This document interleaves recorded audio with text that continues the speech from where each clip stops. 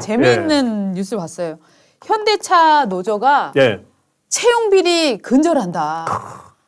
정말 큰 뉴스입니다. 네, 채용 비리 근절하겠다라고 예. 얘기가 나왔는데 저는 처음에 제가 잘못 본 줄 알았어요. 아, 이게 현대차 회사에서 채용 비리 근절한다는 건 줄 알았더니 노조가 네. 채용 비리를 근절한다라고 하는 발표문을 낸 거예요. 이게 무슨 아니 노조가 사람 뽑습니까? 그런데 역으로 그 얘기는 뭐냐면은 여태까지는 노조가 관여해왔다. 그렇죠. 예. 네. 유명한 그 있지 않습니까? 저기 노조에서 네. 현대차 노조는 그 아빠가 정년퇴직하면 아들 취직시키고 네. 갈 수 있어요. 그러니까 이게 신분이에요. 신분. 그러니까. 현대차 그러니까 세습이지요. 예, 현대차 예. 노조원은 하나의 신분처럼 되어 있었어요. 그렇죠. 세습을 이제 자식한테 세습을 해주는 건데 예. 그거를 넘어서 지금 여태까지 현대차에서 무슨 일이 일어났는가를 역으로 현대차 노조가 낸 발표문 보도자료를 보면은 그대로 나와 있습니다. 자, 이렇게 냈습니다. 채용 관련한 어떠한 불법 행위도 근절한다. 이게 이제 제목입니다. 네. 채용 과정에 청탁, 압력, 강요, 금품, 향응은 있을 수 없다. 비리 연루자는 모든 수단을 동원해 법적 책임을 묻고 일벌백계 하겠다. 그럼 그동안은 청탁, 압력, 강요, 금품, 향응이 있었다는 얘기네요. 자, 그다음에 이제 노조 관계자한테 취재를 하니까 예. 이런 거 왜 냈어요? 라고 야. 물어보니까 아니 뜬 소문이 난무를 하고 취업 브로커까지 등장한 것 같아서 우리 노조가 정말 난감한 상황입니다. 그래서 과거와 같은 채용 비리는 절대 없다는 점을 명확히 알리기 위해서 우리가 이런 보도자료를 냈습니다. 라고 얘기를 했는데 지금 어떤 상황이냐면은 현대차가 올해 10년 만에 생산직 700명을 뽑습니다. 오. 작년에는 기아차에서 뽑았는데요. 예. 기아차에서 생산직을 뽑았더니 경쟁률이 500대 1이었다고 합니다. 왜냐하면 이 생산직 노동자들한테는 예. 기아차 노조, 현대차 노조가 정말 신이 내린 직장이고 국회의원보다도 좋다 하는 지금 소문이 돌고 있대요. 그렇죠. 그러니까 어떤 일이 벌어지냐면 야, 이게 생산직 들어갈 때 생산직은 실제로 필기시험이나 이런 성적 같은 것을 많이 반영을 안 하는 거예요. 그러니까 예. 기본적으로 생산직은 들어와서 일을 배우는 과정이기 때문에 예. 기준 이 허들이 별로 안 높으니까 지원을 한 사람이 많고 그 사이에 이 면접관들이 할 수 있는 일이 여지가 너무 많은 거예요. 그러니까 누구누구한테 말하면 채용이 된다더라. 노조에 뭐 누구한테 말하면 백을 쓰면은 채용을 해준다더라. 이런 소문이 도는 거예요. 노조가 워낙 셌으니까요. 맞아요. 지금 나와 있는 거에 따르면 이렇습니다. 울산, 아산, 전주에 이제 생산직 공장이 있지 않습니까? 네. 작년 기준, 2021년 기준 평균 연봉이 9,600입니다. 네. 그리고 만 60세까지 정년 부장, 그리고 정년 후에도 계약직으로 1년씩 계속 연장을 할 수가 있습니다. 맞습니다. 그리고 재직할 때는 현대차를 30%까지 싸게 살 수 있습니다. 그리고 회사를 그만둔 뒤에도 25년 동안 25%를 할인을 받을 수 있습니다. 퇴직 후는 25년 이상 장기 근속자의 경우 평생 25%까지 할인받습니다. 자, 그래서 제가 들었던 이야기가 뭐냐면은 그 상당히 서울에서 좋은 직장 사무직에 다니다가 네. 현대차에서 사람 뽑을 때마다 응시를 하는 거예요. 네. 걸리잖아요. 되잖아요. 걸린다고 해요. 로또 같은 건가. 네. 되면은 서울에 있는 사무직 그만두고 내려간대요. 맞아요. 예. 여러분 이게 자동차 30% 할인 이게 엄청 큰 게 뭐냐면은요. 4천만 원짜리 차를 혹은 5천만 원짜리 차를 제가 신청해서 30% 할인 받으면 3,500만 원에 갖고 나오잖아요. 4천만 원짜리면 2,800에 사는 거죠. 뭐. 네, 네. 5천만 원짜리를 하면 3,500에 사는 예, 거예요. 예. 3,500에 사서 그거를 바로 중고시장에 제가 중고시장에 팔면 얼마를 받을까요? 왜냐하면 요새는 차가 1,000만 원은 대기가 벌이네요. 많기 때문에 예. 차값 할인 안 돼요. 지금 5천만 원에 제가 사면 5천만 원 그대로 오히려 프리미엄 붙여서 2, 300 붙일 수 있어요. 즉시 출고. 그렇구나. 예. 그것까지 가능하면은 네, 네. 막대한 부수입을 올릴 수 있겠네요. 그럼요. 그러니까 현대차에서 정말 어떤 사람들은 퇴직을 해서도 그게 3년에 한 대씩인가가 있는데 25% 할인 가격을 사주는 거. 25% 할인 가격이 있어 3년에 한 대씩 계속 산다는 거예요. 그렇게 되면은 1년에 그냥 부수입으로 1,500만 원 비싼 거일수록 할인율이 높아지는 거잖아요. 그럼 6천만 원짜리 차를 산다 25% 예. 하면은 그 1,500만 원 이것도 이거 대단한 거죠. 이거는 정말로 이제 사실은 엄청난 2년에 한 번씩 바꿀 수 있다. 2년에 한 번씩. 아, 우리 예. 더 잘 아시는군요. 네. 엄청난 도덕적 해이입니다. 맞습니다. 이런 도덕적 해인데도 그동안 수십 년 동안 저거를 묵인을 할 수밖에 없었던 게 일단 현대자동차 노조가 워낙 강했습니다. 맞습니다. 그리고 회사 입장에서는 우리나라 현대차가 지난 몇십 년 동안 정말 글로벌 시장에서 어마어마하게 성장을 해왔지 않습니까? 그 성장하는 동안에 단 하루라도 잠시 뭐 일주일이라도 이렇게 라인이 멈추면 네. 라인이 멈추게 되면 회사가 입는 피해가 너무너무 막대합니다.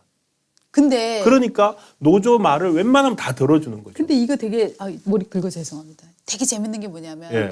파업을 그렇게 많이 하잖아요. 현대차나 기아차가. 예, 예. 근데도 라인이 완전히 멈춰선 날은 거의 없어요. 왜일까요?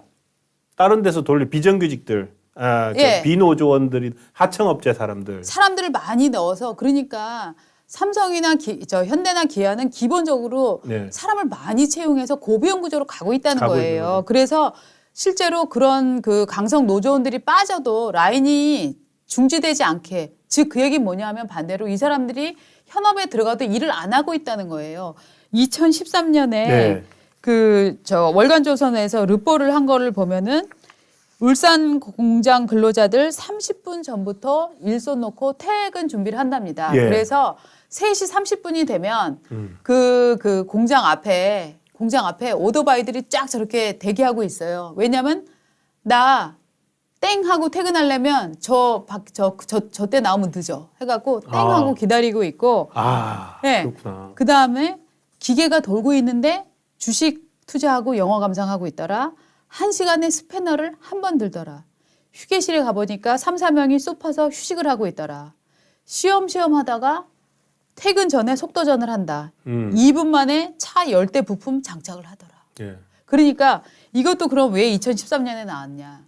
노조가 이렇게 하고 있는 거를 가급적이면 안 들키게 하기 위해서 밖에 기자들이나 이런 데를 굉장히 철저하게 네. 오히려 회사가 막아줍니다. 네. 막는 것은 회사가 노조원하고 그냥 노조의 마음을 빈정상하지 않게 하기 위해서. 네. 그러니까 이런 르포 기사도 거의 안 나오고 감시하는 데가 없습니다.